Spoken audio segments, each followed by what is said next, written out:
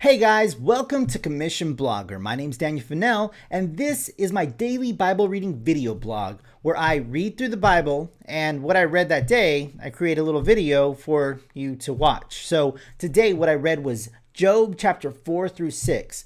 Now, in Job chapter 4 through 6, this is after tragedy had struck Job, and he was on the ground and he was crying out to God, why did this happen? Why was I even born in the first place? And you have Job, he tears his robe and he throws ashes on himself and he shaves his head and he has boils all over his body, and he is on an emotional roller coaster. And then you have three of his friends. They come and they come to comfort him, but once they see him, they're in shock. So they tore their clothes and they fall to the ground, and they don't say a word to Job for 7 days. Even though they're there in his presence, they don't say a word.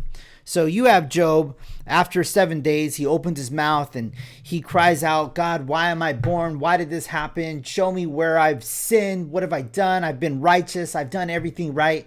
And this next few chapters, you have chapters 4 through 6, you have one of his friends responding to Job. Now, the friend that responded to Job was Eliphaz the Temanite. Now, Eliphaz, he responds by pointing out a few things. Number one, God is just. And if God is just, things don't just happen bad things don't happen to good people for no reason. Maybe there's some type of hidden sin. There's some type of thing that's hiding that you don't know about. Maybe you should ask, or maybe you should seek God. I want to quote what he said in one of the passages. This is a poetic read, I should say. So here's what he says. This is Job chapter 4, verse 12. Now a word was brought to me stealthily. My ears received the whisper of it. Amid thoughts from visions of the night, when deep sleep falls on men, dread came upon me and trembling, which made all my bones shake. A spirit glided past my face. The hair of my flesh stood up. I stood still, but I could not discern its appearance. A form was before my eyes. There was silence. Then I heard a voice. Can mortal men be in the right before God? So I just wanted to add that little bit of dramatic effect. But basically what this is saying, and this is Eliphaz the Temanite, he is pointing out a few things. He's saying that, look, what man can be right before God? There's got to be something. We're imperfect people. God is just. God is righteous. God is holy. And if God is just, then that means there must be some type of hidden sin. And that's the whole argument that Eliphaz is coming at Job with. And then he gives a solution. He says, why don't you seek your heart? Why don't you ask God? Why don't you ask God, seek him, and find out what this hidden sin is so that you can repent of it? And then the next few chapters, you have Job. He starts to defend his position. His position is that there is nothing that he's hiding. He's been righteous. He's done everything right. And then he goes back to crying. And he's crying, God, why am I alive?